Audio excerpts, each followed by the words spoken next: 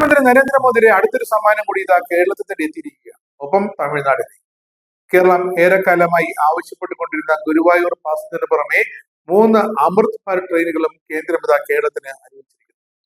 പ്രധാനമന്ത്രി Narendra Modi തിരുവനന്തപുരത്തെത്തി flag off ചെയ്യുന്നതോടെ ഈ ട്രെയിനുകളും ഓടും. 3 അമൃത് ഭാരത് ട്രെയിനുകൾ ഉൾപ്പെടെ 4 പുതിയ ട്രെയിനുകളാണ് അങ്ങനെ കേരളത്തിന് ഇപ്പോൾ കേന്ദ്ര റെയിൽവേ അനുവദിച്ചിരിക്കുന്നത്.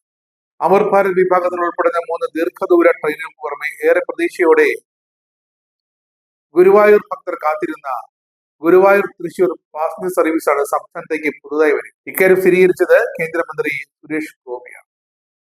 തിരുവനന്തപുരം താമ്പരം, തിരുവനന്തപുരം ഹൈദരാബാദ്, നാഗർകോവിൽ മംഗളൂരു എന്നിവയാണ് കേരളത്തിൽ ലഭിക്കുന്ന അമൃത് ഭാരത് സർവീസുകൾ. അടുത്ത ആഴ്ച പ്രധാനമന്ത്രി നരേന്ദ്രമോദി തിരുവനന്തപുരത്ത് എത്തുമെന്നാണ് ഇപ്പോൾ ലഭിക്കുന്ന സൂചനകൾ. അങ്ങനെയാണെങ്കിൽ ഈ 6 ട്രെയിനുകളും പ്രധാനമന്ത്രി ഫ്ളാഗ് ഓഫ് ചെയ്യും. ഇതിൽ കേരളത്തിന് വെച്ച് 4 ട്രെയിനുകളും തമിഴ്നാടിന് വെച്ച് 2 അമൃത് ഭാരത് ട്രെയിനുകളും.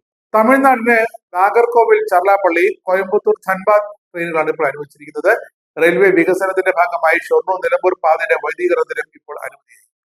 ഇതോടൊപ്പം അമൃത് ഭാരത് പദ്ധതിയിൽ ഉൾപ്പെടുത്തി നവീകരിച്ച 11 റെയിൽവേ സ്റ്റേഷനുകളുടെ ഉദ്ഘാടനം പ്രധാനമന്ത്രി നിർവഹിക്കും.